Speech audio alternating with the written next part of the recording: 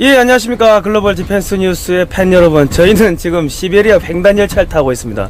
지금 한국에서 김규민 감독님이나 제 방송 혹은 성영선의 글로벌 디펜스 심동보의 실전 이야기를 보고 계시는 분들은 저희가 한국에 있다고 생각을 하실 수도 있을 건데 한 달치를 미리 녹화해 놓고 저희는 지금 시베리아 횡단 열차를 타고 있습니다. 자, 오늘은 시베리아 횡단 열차를 타고 가면서 저희가 조영견 대표님을 모셨습니다. 자, 대표님 나와주셔서 감사합니다. 예. 네, 안녕하세요. 반갑습니다. 조영곤입니다. 성상훈 대표님 지금 밖에 보이는 풍경 보고 어떤 생각 드십니까? 너무 좋지 않습니까? 예, 너무 좋습니다 지금. 예, 네. 시베리아 횡단 열차 구간을 좀 설명드리자면 블라디보스톡에서 출발해서 25시간을 달려서 그 자유시 참변 현장인 제야강을 가기 위해서 스보보드니를 들렀죠, 우리가. 스보보드니가 자유시인가요? 그렇습니다. 네, 그렇습니다. 예. 그리고 스보보드니에서 그 제야강에 자유시 참변 현장을 둘러보고 거기서 저희가 추모제를 했지 않습니까? 예. 네. 그리고 이제 스보보드니에서 다시 기차를 타고 그제 밤 10시 반에 기차를 타고 꼬박 하루가 지난 어젯밤을 지났고요. 그리고 오늘 아침 식사를 하고 났으니까 이제 곧 점심 식사 하겠지만 기차 속에 우리가 있었던 시간이 계산해 볼까요?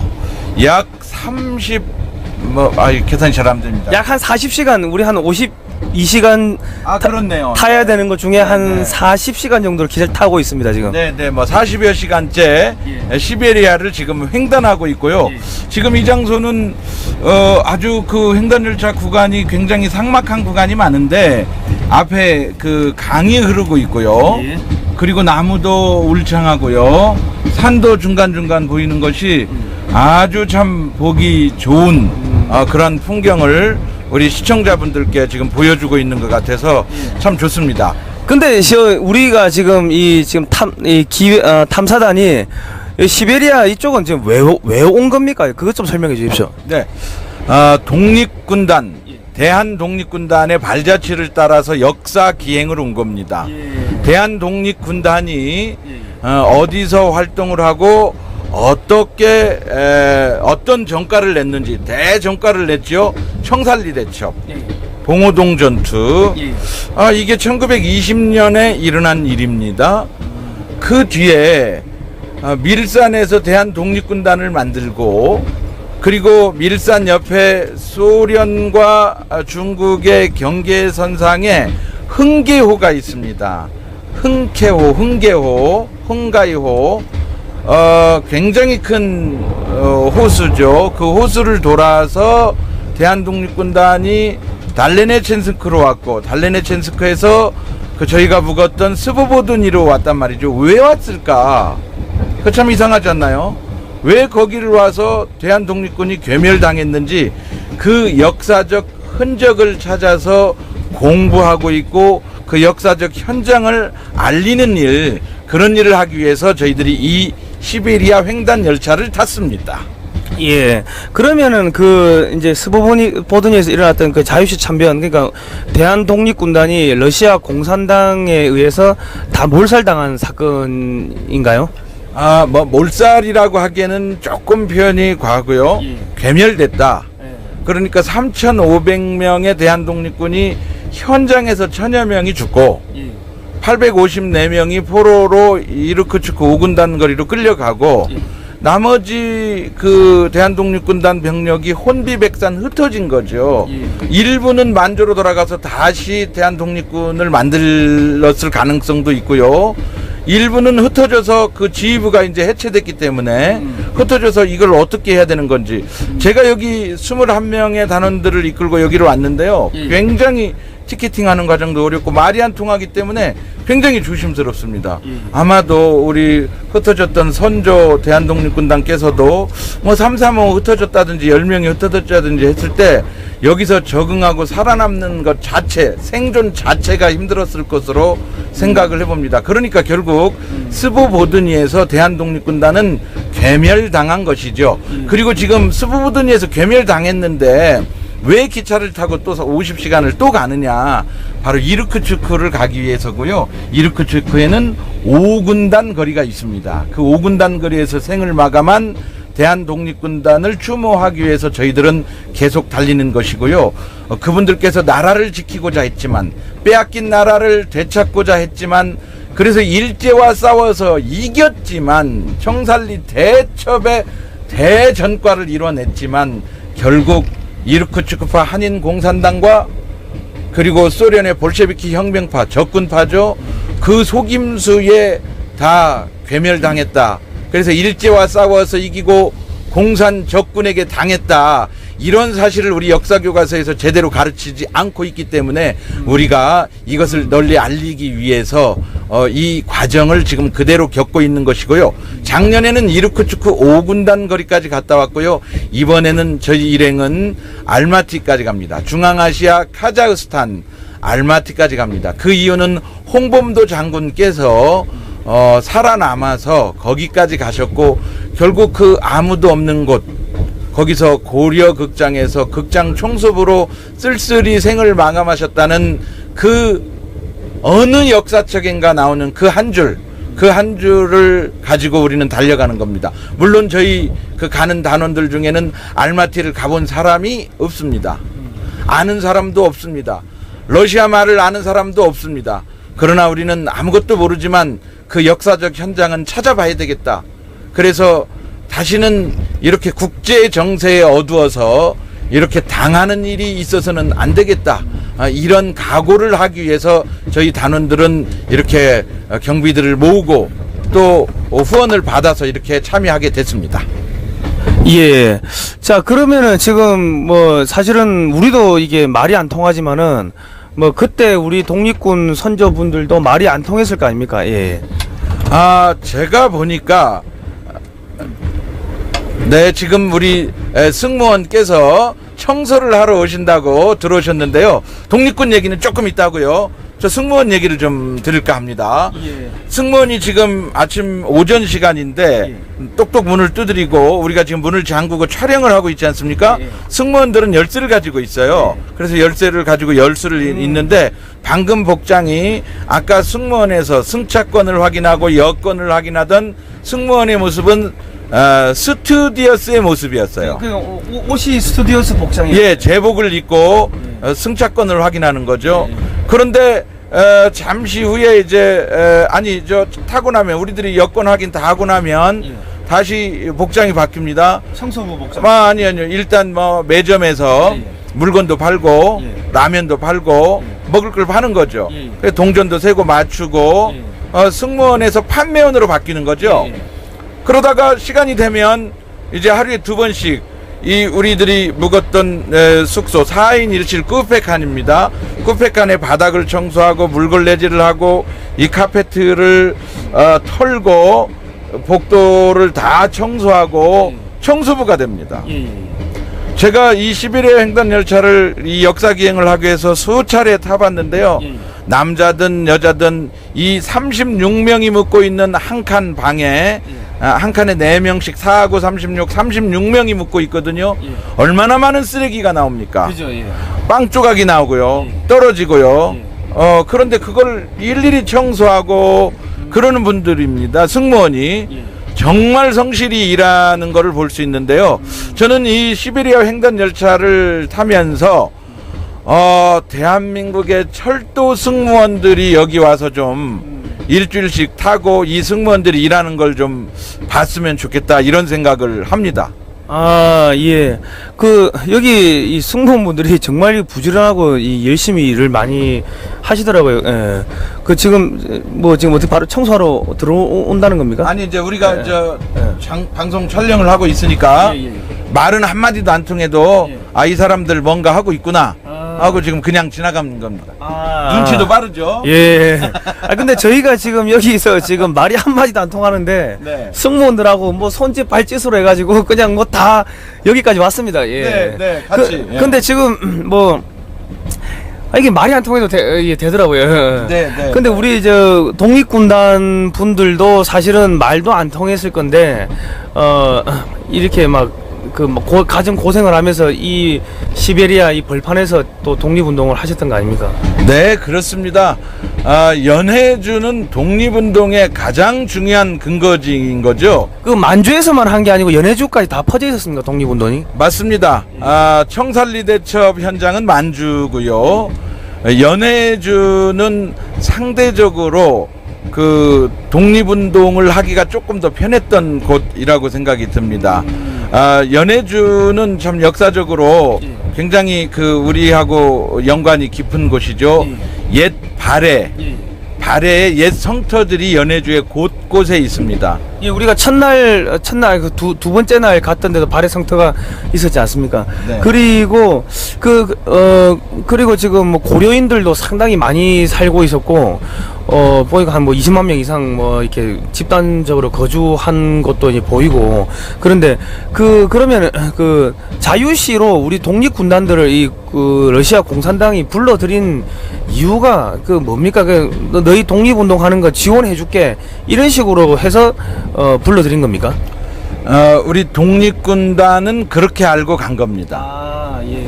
볼셰비키가 이제 그 공산혁명을 상징하는 거 아닙니까? 볼셰비키가 내건 게 그 만인은 평등하다. 그런 거 아닙니까? 그러니까 우리는 만인은 평등하다. 특히 노동자, 농민이 이 자본가들에 비해서 결코 그 아래에 있지 않다. 평등하다. 뭐 논리적으로 뭐 사람은 뭐 하늘 아래 높고 낮음이 어디 있습니까? 그 말이 맞는 것 같지요. 그 얘기는 이제 조금 이따 더 자세히 하기로 하고요. 그러한 그 볼셰비키 혁명의 그 슬로건대로 약소국의 평등한 삶을 위해서 약소국의 그 식민 지배를 그 제국으로부터 독립을 시켜주겠다. 이런 약속을 한 거지요. 대한독립군단은 그것을 이제 믿고 넘어온 겁니다. 만주에서는 당시에 대단히 그 청산리 대첩이라고 하는 대단한 그 전투 성과를 냈지 않습니까? 그것으로 인해서 일본군이 보복을 하죠. 간도에서 일어난 일이고요. 경신년에 일어난 일입니다. 그래서 간도 경신참변이라고 할 수 있습니다. 민간인이 우리 양민이 일본군 죽은 숫자만큼 희생되는 거죠. 그러면은 그렇게 이 희생이 되고 하니까 우리 주민들을 보호하기 위해서 1차적으로 우리 독립군들이 좀 전열 정비도 할 겸해서 후퇴를 한 겁니까? 자유시 쪽으로? 후퇴라기보다는 만주에서 소련령으로 넘어간 거죠. 왜냐하면 볼셰비키 그 혁명군이 무기를 주겠다. 첫 번째는. 둘째는 식량을 주겠다. 그리고 군대 훈련을 하겠다.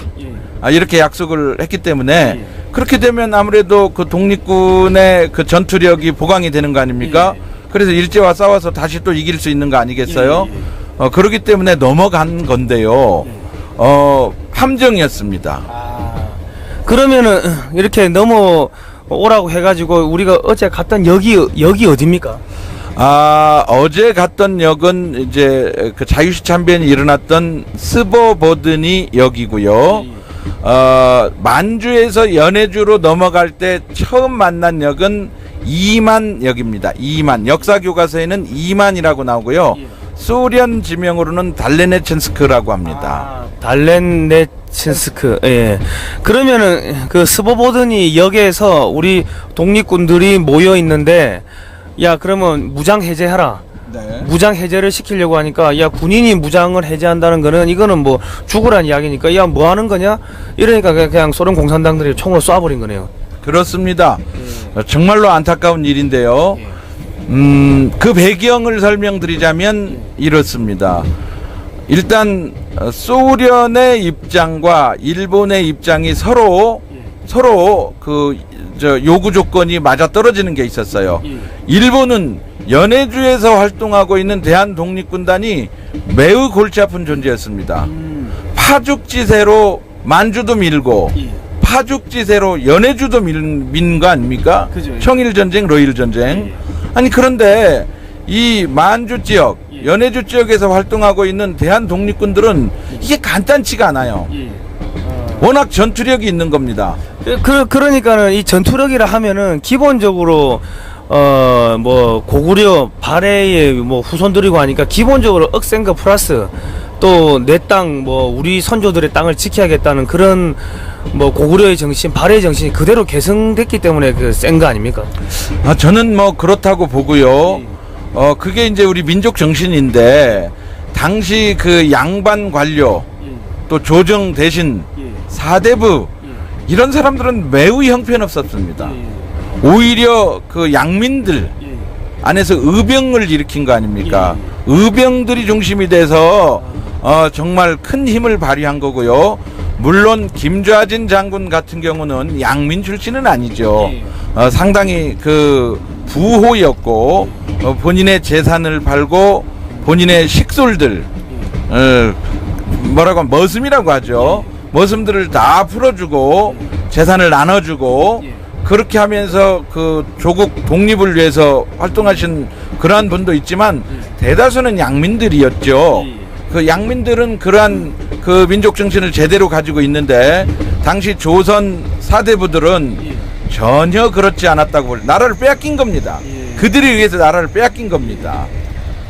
그러면은 일단은 그 지금 뭐 사실은 지금 대한민국의 이 오피니언 리더층, 지도층들하고 모습이 별반 다를 바가 없는 똑같은 것 같아요, 보니까는.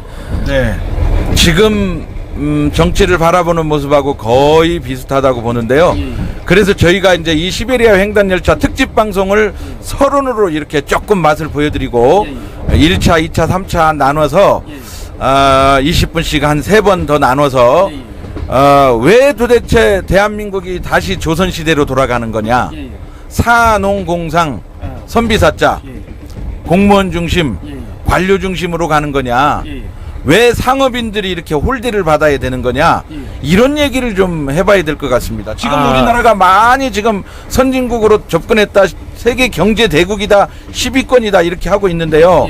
그렇게 자축하는 사이에 대한민국의 시스템은 전 세계가 볼 때 매우 놀랍게 발전했지만 제가 볼 때는 다시 조선시대로 다시 산업공상으로 돌아가는 느낌이 있어서 그 저만의 느낌이 아니라 통계로 제가 그런 것들을 좀 보여드리고 설명을 드리면서 대한민국의 앞날을 이 독립군들이 시베리아에서 연해주에서 독립운동을 했던 것처럼 우리가 글로벌 디펜스 뉴스에서 대한 독립군을 생각하면서 이 시베리아 횡단열차에서 저렇게 지금 한가로이 그 풀을 뜯고 있는 말도 지금 방금 보이네요. 이제 소떼가 보여. 말입니다. 말입니다. 말과 소떼가 보이죠. 예, 이렇게 지금 유유자적한 곳이지만 대한민국의 10년 후, 20년 후, 더 길게는 50년 후를 생각하면서 지난 50년 동안 어떻게 발전했는지 그리고 앞으로 50년간 어떻게 가야 되는 건지 다시 산업공상으로 가고 있는 건지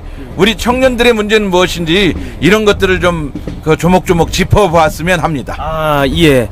그러면은 그 기본적으로 뭐 일단은 그거는 그렇게 하고 저기 자유시 참변 이후에 우리 독립군들이 흩어지면서 사실상 이게 독립군이 와해가 되고 그 다음에 37년에 고려인들 20만 명을 이렇게 좋은 열차가 아니고 그냥 짐칸에 우리 아까 봤던 그 러시아 횡단 화물열차 그런 데다가 20만 명을 실어가지고 중앙아시아로 보냈다는 거 아닙니까? 맞습니다. 그거는 인종 청소의 개념이 들어간 거 아닙니까?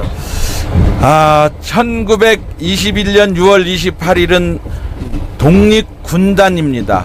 3,500명에 대한 독립군들이 그대로 살아서 항일 무장투쟁을 조직적으로 했다면 당시 임시정부하고 연결이 된 정규군이 되는 거 아닙니까? 자, 무기를 가졌고요. 군인이고요. 당시 나라를 뺏겼으니까 임시정부죠. 그때가 건국은 아니죠. 임시정부죠. 임시정부에 속한 편대니까 군인 아닙니까? 그래서 이제 2차 대전이 끝나고 해방이 됐지 않습니까? 2차 대전이 끝났을 때 정규군 3,500명 중에 안타깝지만 1,000명은 전사했을지라도 2,000명이 살아남고 또 다른 1,000명이 의병들이 달라붙고 하면서 있었다면 우리는 2차 대전의 승전국이 되었을 거 아닙니까? 그거 굉장한 의미가 있는 겁니다. 야, 승전국이 되었을 수도 있는데 뭐 이도 저도 아닌 그냥 뭐 일본의 식민지로 그냥 전락이 돼버린 거네요. 그렇죠. 식민지에서 조국 해방이 되었지만 우리 힘으로가 아닌 대한 독립운동을 그렇게 가열차게 했건만 안중근 의사가 있었고 윤봉길 의사가 있었고 유관순 열사가 있었건만 우리는 승전국이 되지 못했다라는 거죠. 그러면은 그 독립군이 3,500밖에 없었습니까? 아니면 거기 그 자유시에 모였던 사람이 3,500이었습니까? 조직적으로 항일 무장 투쟁을 한 사람들은 다 해서 3,500인 거죠. 아, 그러면은 또 그거 말고도 또 저기 각 지역에서 조금씩 소규모로 했던 분들은 더 많다는 거 아닙니까? 뭐 지금 개념으로 따지자면 뭐 민방위처럼 그런 개념의 그 독립군들은 있을 수 있겠지만 사실 전투가 일어나지 않았으면 독립군이라고 하기는 어렵죠. 그렇기 때문에 무장 뭔가 그 갖춘 장비를 갖춘 전열을 갖춘 편대가 있는 그러한 독립군은 3,500이라고 봐야 맞습니다. 군대로서의 군인으로서의 독립군은 예, 네.